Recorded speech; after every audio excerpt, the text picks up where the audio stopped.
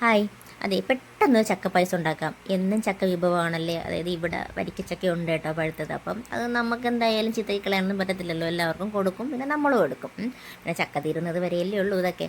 അങ്ങനെ ഞാൻ ചക്ക ഒന്ന് മിക്സിയിൽ ക്രഷ് ചെയ്തതിന് ശേഷം അത് ഒന്ന് പാനിലോട്ട് നെയ്യ് ഒഴിച്ച് നമ്മുടെ ചക്ക നമ്മൾ കൃഷി ചെയ്ത് വെച്ചേക്കുന്ന വരിക്കച്ചക്കയിലെ പഴുത്ത അത് അതിലോട്ടിട്ട് ഒന്ന് വരട്ടിയിട്ട് അതിലോട്ട് രണ്ടാം പാൽ ഒഴിച്ച് കൊടുക്കുക, കുറച്ച് ഏലക്ക ഇട്ട് കൊടുക്കുക, പിന്നെ ഒരു പിടി ചവ്വരിയും കൂടെ അതിനകത്തോട്ട് ഇട്ട് കൊടുത്ത് എന്നിട്ട് ഒന്ന് ജസ്റ്റ് നന്നായിട്ട് വെന്ത് വരുമ്പോഴത്തേക്ക് അതിനകത്തോട്ട് ഞാൻ മറയൂർ ശർക്കരയാണ് ഇട്ട് കൊടുക്കുന്നത്. അതാകുമ്പോഴത്തേക്ക് മണ്ണും പൊടിയും കല്ലൊന്നും കാണത്തില്ല, നമ്മൾ ഉരുക്കി ഒഴിക്കേണ്ട കാര്യമില്ല.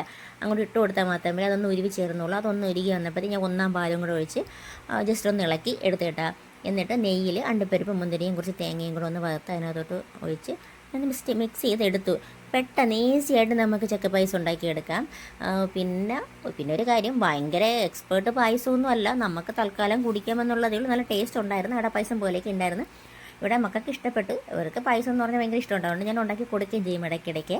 അപ്പോൾ അവർ കുടിച്ച്. അപ്പോൾ വീഡിയോ ഇത്രയേ ഉള്ളൂ. പിന്നെ എൻ്റെ ചാനൽ കാണുന്നവർ ഒന്ന് സബ്സ്ക്രൈബ് ചെയ്ത് സപ്പോർട്ട് ചെയ്യാൻ മറക്കല്ലേ. അപ്പോൾ ഓക്കെ, ബൈ, സീ യു.